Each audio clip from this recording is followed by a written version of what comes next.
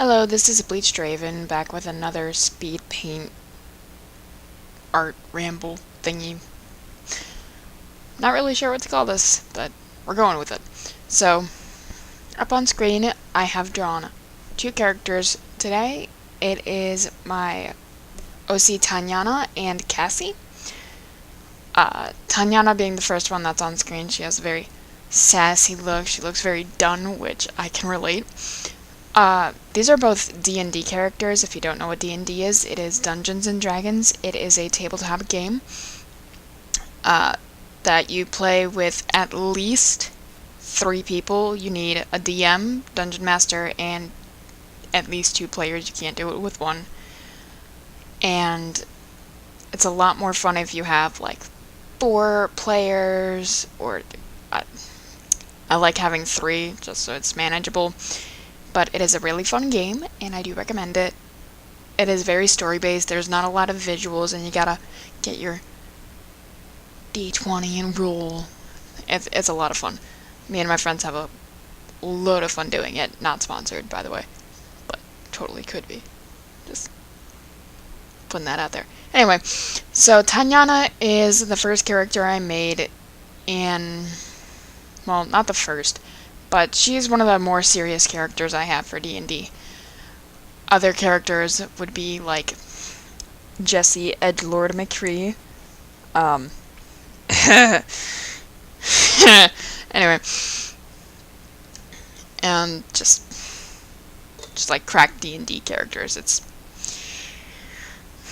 But this was one of the first serious D&Ds I did, and it was a huge success. I was one of the players, as you might be able to figure out by the fact that I had a character. The Dungeon Masters was one of my friends, and this campaign went on for a really long time, actually. I did a bunch of fan art for it, which sounds really weird, but I had a lot of fun doing it. When I did a lot of the fan art, I had just gotten my wisdom teeth out, so that was... oh boy. But anyway, a bit of backstories on Tanjanna. She is a very rare species in this universe. She is a half-dragon. Her mom was a dragon, and her dad, who was the king, but we didn't know that for a long time, was the father. That was a interesting day. We found out that little tidbit of information. So, in this universe, there was 2 forces at first, being corruption and purity. I think that's what the second one was called. Basically, corruption was symbolized with purple amethyst, and the purity was a lot of golden symbolization. And my character, although at the beginning I got really happy because I was like, the DM would not tell us when we gained corruption, but when we lost it, he would let us know. And I got really happy because there was a Undertale reference, and I donated a little money to the spiders in the drawer, and he was like, "You lost corruption." And I was like, "Oh, cool. Alright." And then, like, 5 minutes later, he's like, "You start having a purple tint in your eyes." And I'm like, well, guess that donation was worth nothing. Because being that my character was part dragon, I wanted to collect all the shiny amethyst rocks I could, because the amethyst rocks were mostly what we could find. So, my character very quickly became very corrupted, and as a result, her hair started to turn to fire magic, and it just dyed itself purple and started flowing, add firewood.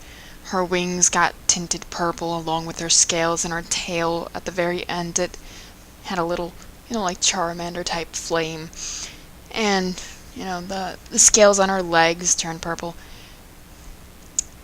She got done with everything really fast. So, that's why it's so heavily purple. At first she wasn't. She actually had 2 different colored eyes. One was blue, one was green.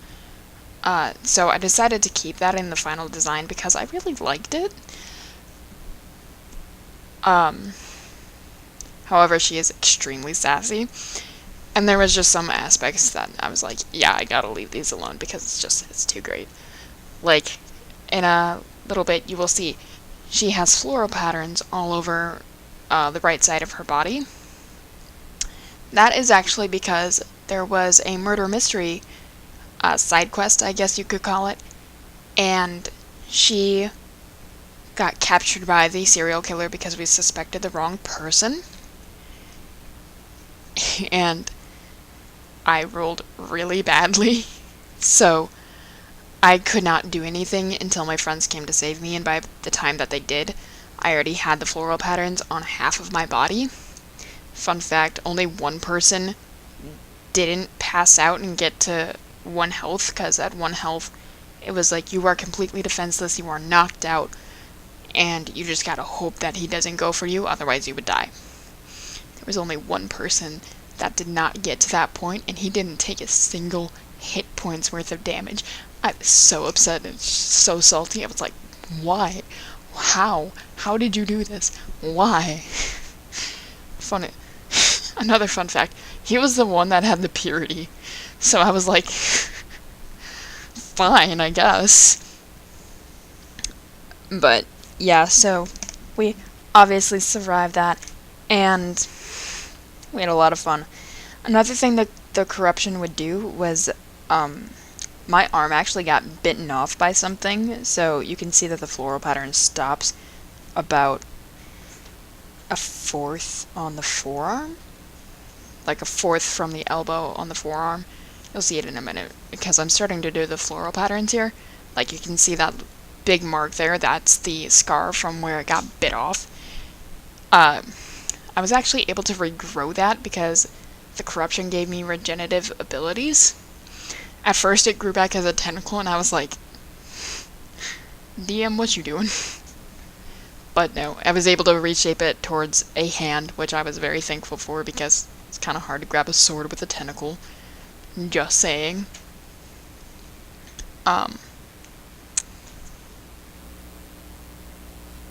Other than that, Tanjanna actually played a pretty good part in that campaign.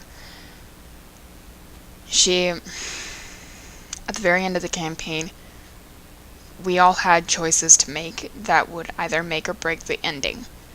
And somehow we all got our good ending, so we got the good ending to the campaign.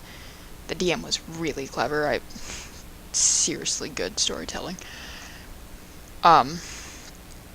And part of the thing that happened for mine was I found an egg that was so tainted with corruption, I could either kill it or save it.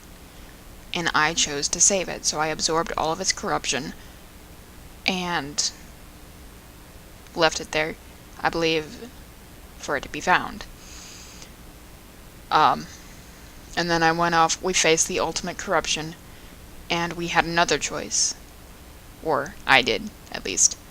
I could sacrifice myself and my character to send it into the abyss forever, or we could stop it momentarily and it would come back in a few hundred years.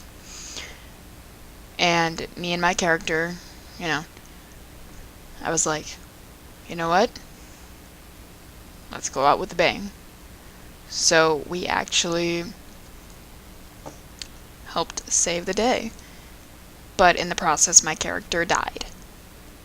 And it was really sad, because the second character you're going to see on the screen, I did too. I used the same base for both of them. I made the base and then I copy and pasted it, because they're actually sisters. Tanjanna has a sister, yay! I'll talk about her in a second, though. Another thing is that we actually found Tanjanna's mom, as I said before. She is a dragon, and my father was the king. We didn't know that when we found the king, because we did actually end up meeting the king, and it was like, what are you doing here? He was an interesting ruler. But before we found the king, we found my mom, and there was this whole moral debate, and it got a little messy, I'll admit. But in the end, we ended up killing my mom, because that sounds really weird out of context. Do not take that out of context. My mom, as a dragon, she was actually extremely corrupted. And I mean, I was really corrupted. Like, I was past the point of no return where if I did not do corrupted acts, and, I tried to get rid of my corruption, I would actually lose health and I had the potential to die. No, my mom was like way over that, like, multiply mine by 50. It was like, Jesus Christ. So, Tanjanna's mom, we found her, she was locked up, her eyes were like gems, she was like completely purple, her wings were actually like embers, like, they were flaming, basically. They were like Tanjanna's hair. And so we decided to end her. This sounds really dark, Jesus. It was a moral dilemma, though. It was not an easy choice. Boy. So I decided, okay, you know what? I gotta spare the world from this, as I exist as Tanjanna. I'm like,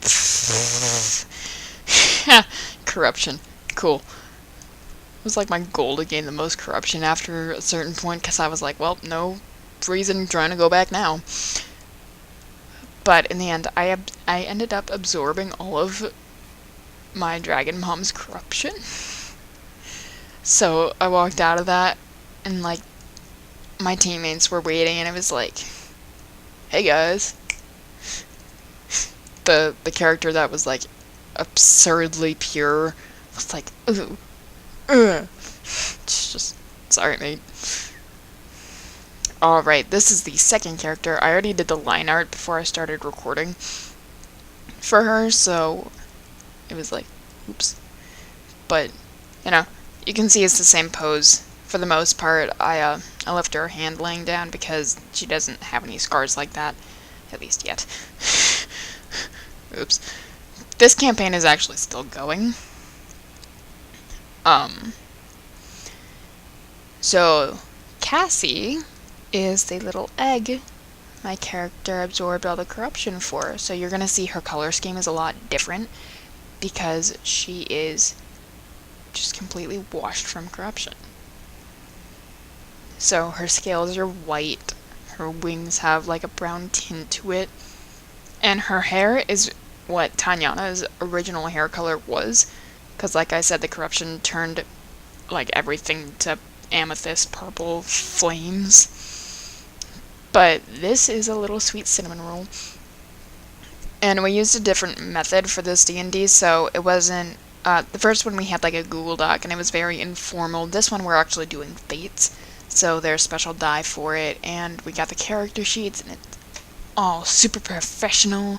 So she has special abilities too, like the, it's either called the Inhuman Leap or the Superhuman Leap, where she can jump really high and do extreme athletic capabilities, or abilities, and, she's very sweet, but her abilities have a little bit of a, quirk. She has to be drunk. I have the Drunken Stagger, and there's another drunken one, but basically, the Drunken Stagger makes it so she can't be hit. She just dodges everything, just, nope, and twirls around them. It is extremely funny to try and watch this, because it's just, well, catch me if you can. So,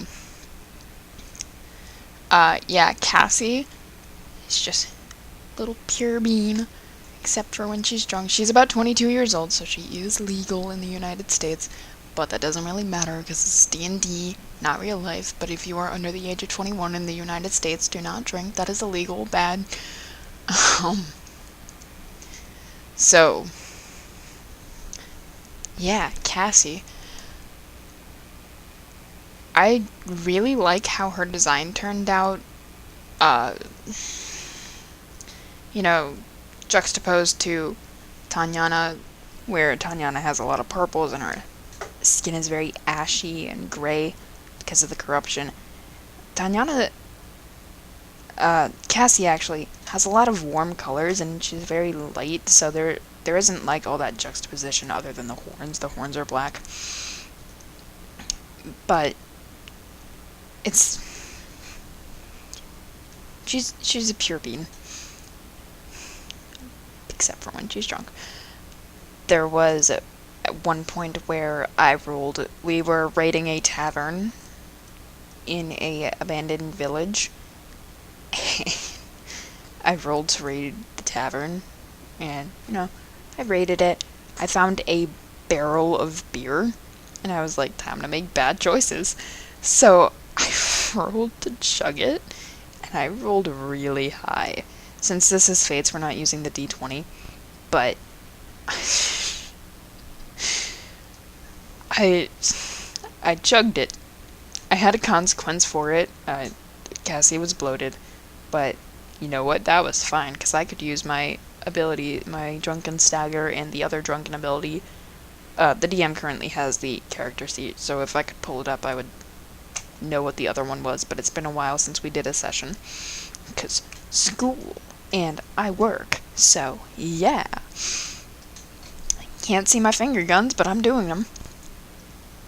But yeah, I decided to incorporate some different colors this time for Cassie, because while I liked, all the purple tones and stuff from Tanjanna, that was just because of the corruption, and the corruption is gone. This is 22 years later after Tanjanna has died and sacrificed herself for the cause.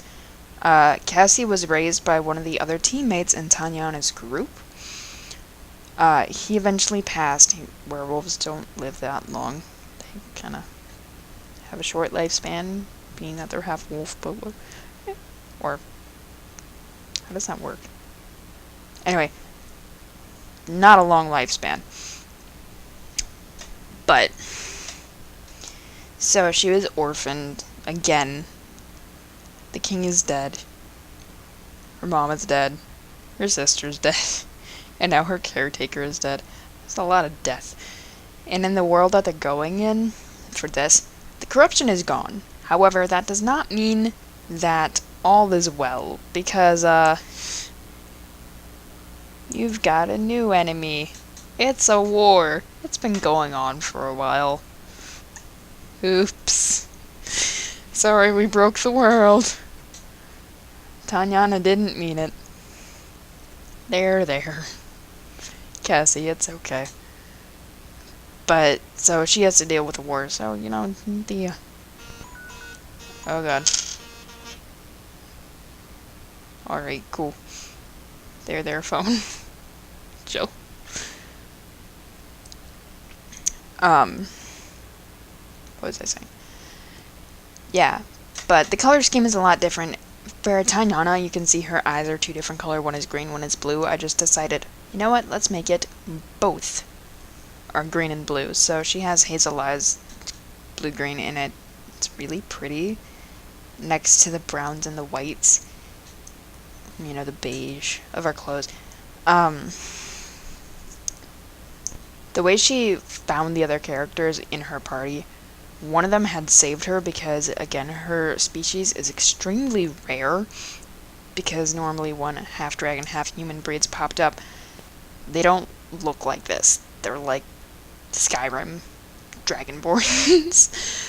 So this is a really rare variation of the half-breeds, and because of that, she was captured and sold off at an auction, and one of the other characters, their girlfriend, was there. So they went to save her, and ended up saving Cassie as well.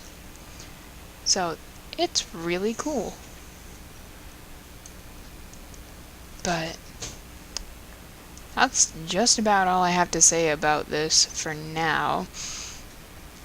I don't know if I'll be able to do, or I don't know when I'll draw these two again. I really like them, especially their character design. It's just, I don't use them too much. I'm sure once I get back into the sessions that it'll go a lot smoother, but things are happening right now. Also, we'll see how art goes. I am doing Inktober, so I'll probably do like a little vlog video just scrolling through all of them. They're all in my sketchbook for school, so we'll see. You might see some of my schoolwork. Huh. But, yeah. So, this is Cassie, the one before was Tanjanna, and if you are interested in my characters, let me know. I will try and do more backstory ones if you guys are interested. But yeah. Also, if you want to hear more about the D&D adventures, that would be a great video. Because, boy, did we have some weird times in those. I am doing a D&D with my friends right now at school. And they keep seducing everything I try and throw at them. They have seduced the king of the iguanas, a dragonborn succubus that had captured a griffin child, a twin-tailed griffin. They tried to seduce a cyclops, a really short cyclops. One of the characters that my friend is playing as is a cyclops, and she's about 9 feet tall. I made the cyclops that ended up seducing her because she rolled a critical fail. That cyclops seduced my friend's cyclops, and it's like JD from Heathers, if you know who that is. And it's really funny because he's extremely short. So it's like this little 5'1" just tried to jump on a tree stump and just went, hey! So, yeah, D&D adventures are really fun. But, let me know in the comments, and I will try and make a video more regularly. Editing is weird. I don't know how my dad does it. Anyway, so I will try and see y'all next time. Bye.